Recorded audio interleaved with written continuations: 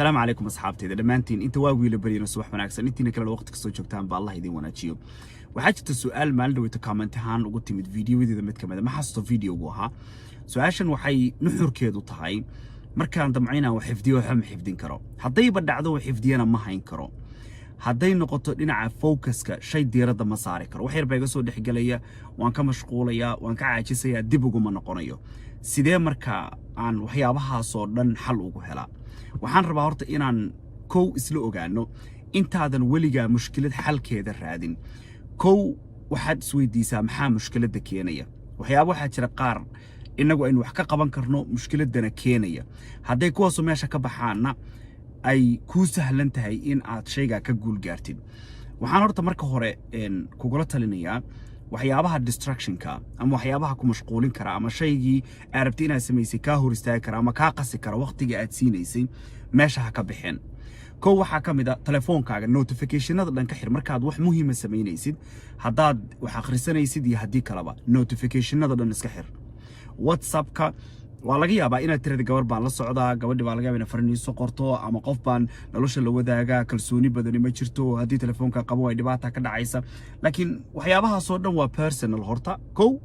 waana wax u baahan inaad si kale u xallisid xal u raadisid waa suurtagal way tan waxaan u keenayaa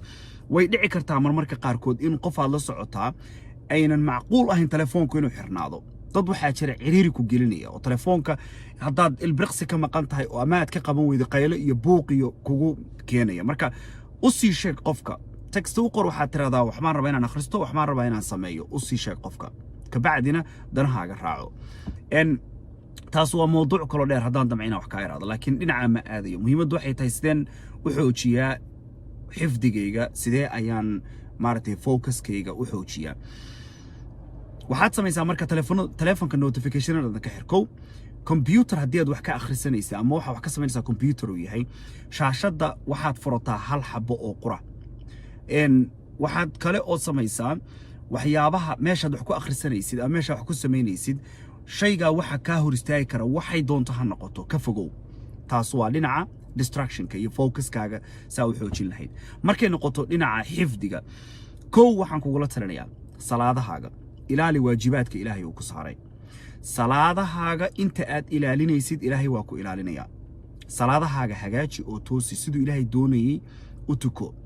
hadaadan aqoonin baro dad badan waxaan u maleynayaa waxay yiraahdaan salaada inay yaqaanaan bay soo haystaan internetka maalmahan maxaynu ka aragnaa qof la leeyahay taxiyaadka akhrin karin sax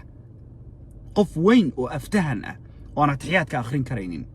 qaarkoodna waxa laga yaabaa xataa faatixada inaysan sixi karaynin at some point waan xasuustaa noloshayda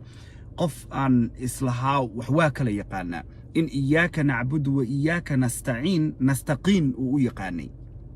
marka salaada aynu iska saxno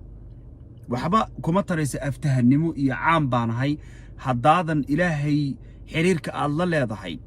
walillahi almathalu la'la gabadha ninku la socdo qaabku wala xiriiri lahaa sidoo u hagaajin lahaa xiriirkeeda gabadhu sidoo kale bay raadisaa laakiin inaynu garan weyno xiriirka rabbigeena la leenahay waa dhibaato aad u weyn dhibaato kasta oo aad maanta leedahayba waxaan rabaa inaan xal u raadiyo tana ka weyn xalka wadadii aad ku heli lahayd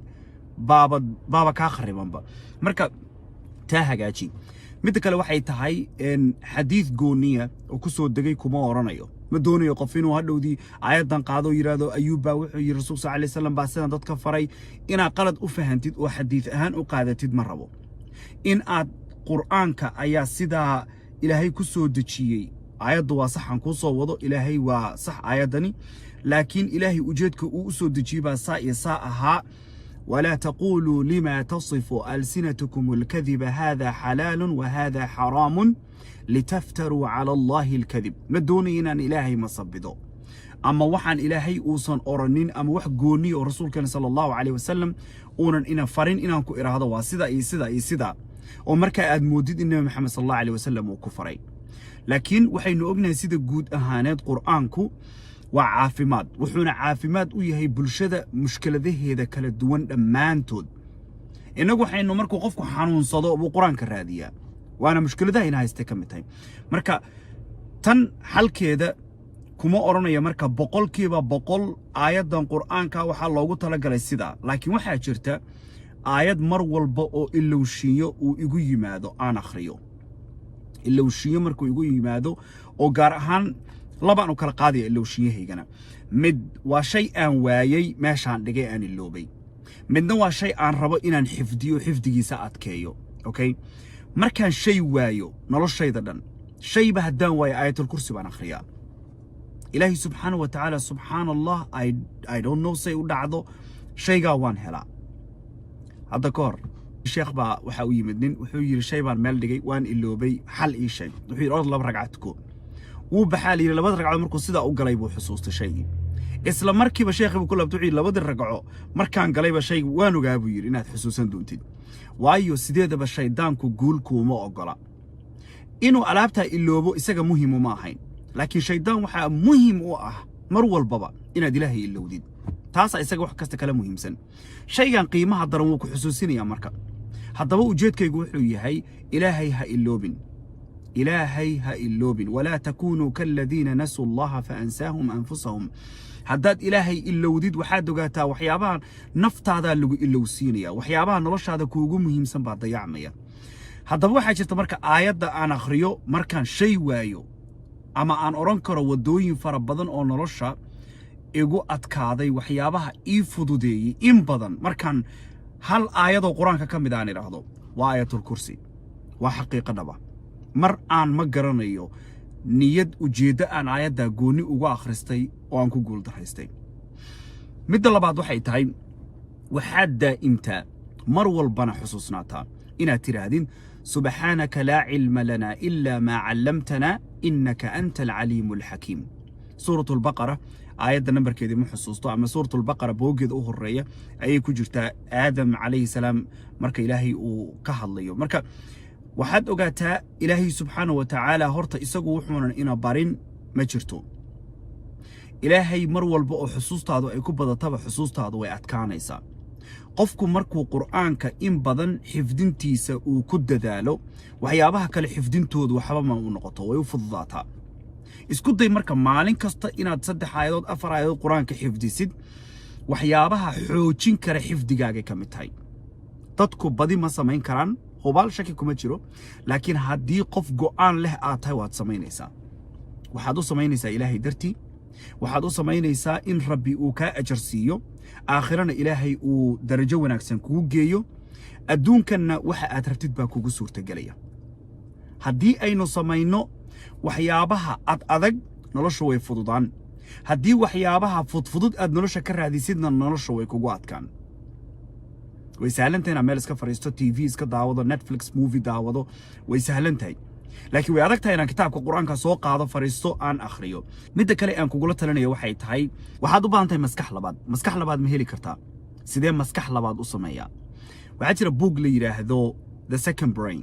waxaa qoray nin la yiraahdo Tiago Forte hadda ma hayo gurigu yaala laakiin videogan baan kugu soo dari doonaa videogan ka soo duubi doonaa si aad u aragtid coverkiisa iyo book sidoo uu yahay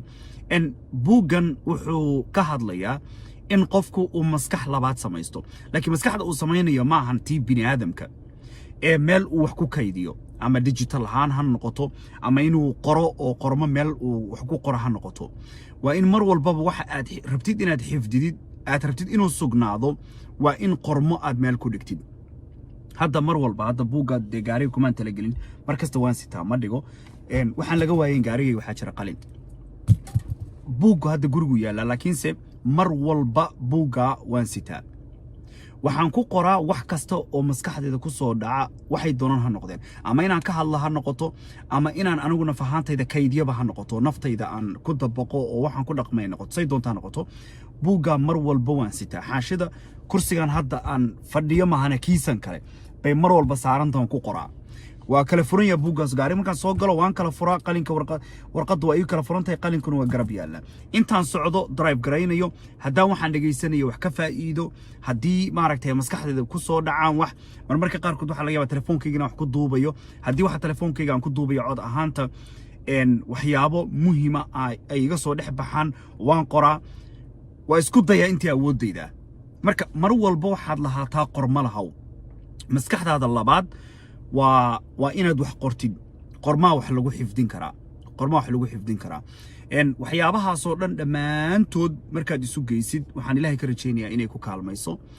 inaad tirahdid subxaanaka laa cilma lana ilaa maa callamtana innaka anta alcaliimu alxakiim aayatulkursi inaad akhrisatid iyo in aad salaadahaaga shanta ilaahay kugu waajib yeelay aad ilaalisid markaad ilaahay xifdidid waxa aad doonaysid inaad xifdidid iyo adigaba ilaahay waa ku xifdinaya